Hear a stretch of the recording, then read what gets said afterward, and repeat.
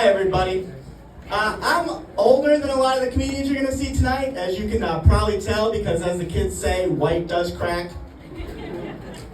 But I was actually, I went into a store the other day and I was actually carded.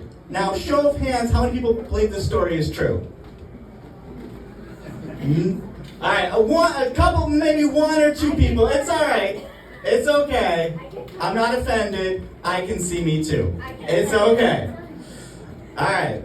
But I told that story wrong. I wasn't carded because I was buying alcohol. I was carded because I was buying Sudafed. Now, show of hands who believes me. All right, now we got a lot more people. Before I start telling jokes, I always want to know how many people think I'm young versus how many people think I do meth. Very, very important thing to know. I'm a school teacher. I teach middle school kids. Middle school kids, they need to learn when to stop talking. So much. Like, one of them came up to me the other day and he's like, "Hey, Mr. Newton, other kids say you look like the Lorax."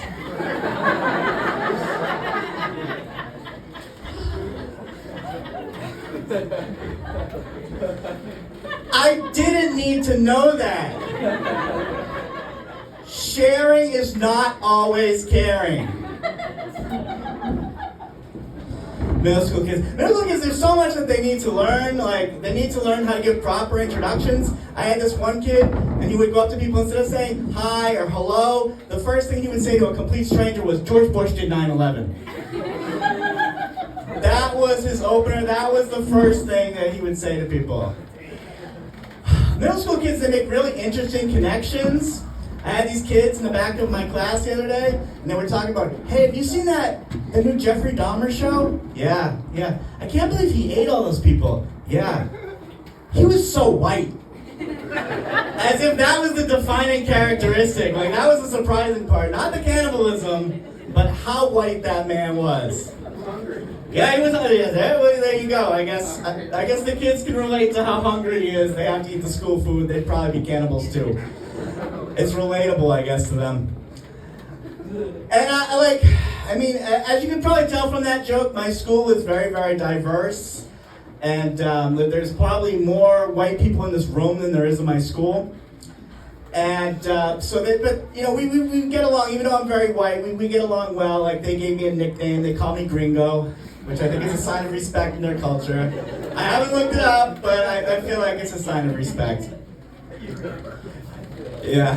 Middle school kids, they say a lot of things to get out of doing their work. I had this girl around Christmas time, and she kept saying, "Am I a Grinch? I'm like, get back to work. Am I a Grinch? Get back to work. Am I a Grinch? Get back to work. So I just looked at her and said, "No, I don't think you're a Grinch, because I don't believe an adorable dog would be your friend."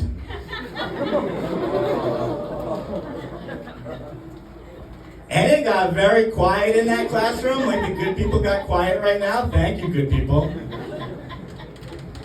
And she just looked at me and said, "You just roasted me. Do it again, do it again, do it again, do it again." And a swarm of children descended upon my class. "Roast me, roast me, roast me. Say something about my hair. I don't know my dad." Middle school kids are crazy. Oh, middle school kids. Middle school kids, They think that they know so much. Like, this kid was actually trying to debate me. He said that he knew everything about 9/11. This is a different student. And he said he knew everything about 9/11 because he saw a movie, and the movie was called Soul Plane. That was where he got all this 9/11 information from. And I'm making fun of him a little bit, but I am very excited to teach the kids about feminism by watching White Chicks. I think we're really going to bond well that day, I have no doubt. Like a lot of men, I've done crazy things for sex. Anybody here done really crazy things for sex? Anybody that wants to admit it in front of a bunch of strangers? Ah, there we go. We got one person. Do you want to say what you did, or was raised? No, just raising the hand was good. Okay. All right, that's fair. Sure. That's fair. All right. I'm sure whatever, any crazy things you guys have done, I've done crazier things. You know, I had 2 children. So that was the crazy thing that I did, which I think is crazier than probably what most people were picturing in their head. And I have a young son, and I've been trying to do different things to bond with him. We've been doing trust falls to bond, and luckily his small bones broke my fall. And every day I go into my daughter's room and I say, "Princess, it's time to get ready for school."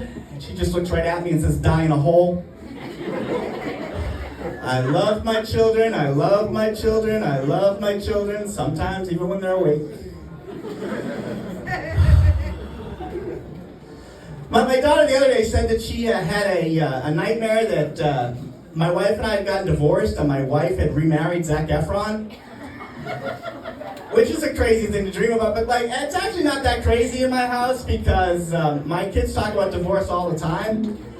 But they don't call it divorce, they have a special cute little name for it. They call it the quest for two Christmases.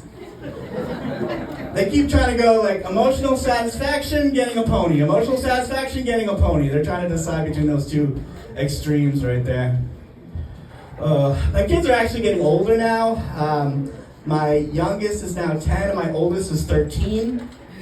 So we're talking about different topics now. And the other day we were in the car and my 10-year-old said, "Hey Dad, what's 69? Oh yeah, it gets worse, don't worry, it gets worse. And then my daughter, the 13-year-old, goes, "Dad doesn't know what 69 was because he's never done it." Yeah. So of course, me being the adult, I have to come back with, "Yeah, I know what 69 is. I've done it a lot with your mom." I can't figure out where the disrespect they get comes from. It's a mystery to me. One of these days, I will figure it out. I'm from a town called Worcester, Massachusetts. What's that? No cheering, no clapping, no, we're not doing that. Worcester is not a city where you woo or you clap. You're making me feel very unwelcome. Stop. No one. All right, good. All right, no more clapping. Okay, good. All right, no. Worcester is trying to pretend that we're cool, but we're really not. And one of the ways I can tell that is, well, we just tried to steal a minor league ball team from Pawtucket to be cool. So that's I'm pretty sure that's not on the list of how to be cool.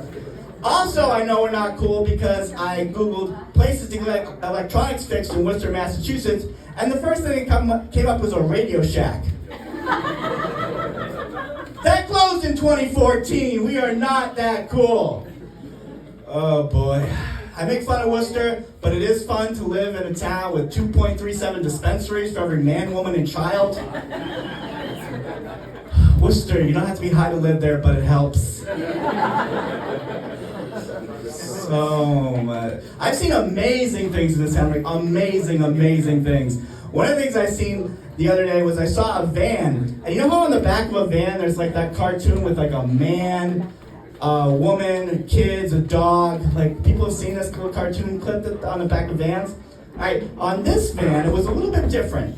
On this van, the dad had been scratched out.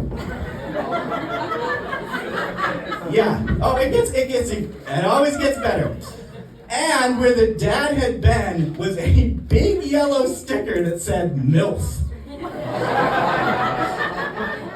And I so much wanted to ask questions, but I had a feeling that this woman had a very complicated relationship with men, and I wasn't going to get good answers. But I really felt that I really wanted to know if in her house it says, like, live, love, porn. I really wanted to know that, but I didn't get to ask, and sometimes it's just a mystery. We just have to live with these mysteries. The other day I was walking down Worcester too, and there's a place called Shrewsbury Street, which is a nicer place where we have some of our better restaurants. I'm just setting the scene for how weird this was. And I was walking by after going to an open mic, and I was walking by this house, and I heard somebody screaming at the window, "Hey, let me in!" "No, I'm not a crackhead!" And then, "Well, you're the one who sold me crack." And then, "We can do it together if you want." And then I heard another voice said, "I'll do crack with you." And then the door opened and she pulled him in. This is a Worcester romance story. All right, I've trashed my hometown enough now. I'm just going to leave you with this. You guys have been an awesome audience, but just one thing. As I mentioned before, I'm an older comedian, so I have some wisdom. And one thing I'm going to impart to younger people is my wife and I, we've been together for a long time, so we do different things to keep the magic going. And one of the things we're doing right now is we're doing role playing.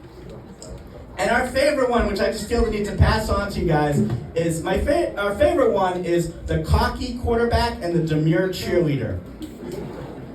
All right, I know what you're thinking. I know what you're thinking. I know what you're thinking. But in the right light, I make a pretty awesome cheerleader. You guys have been an awesome audience. Thank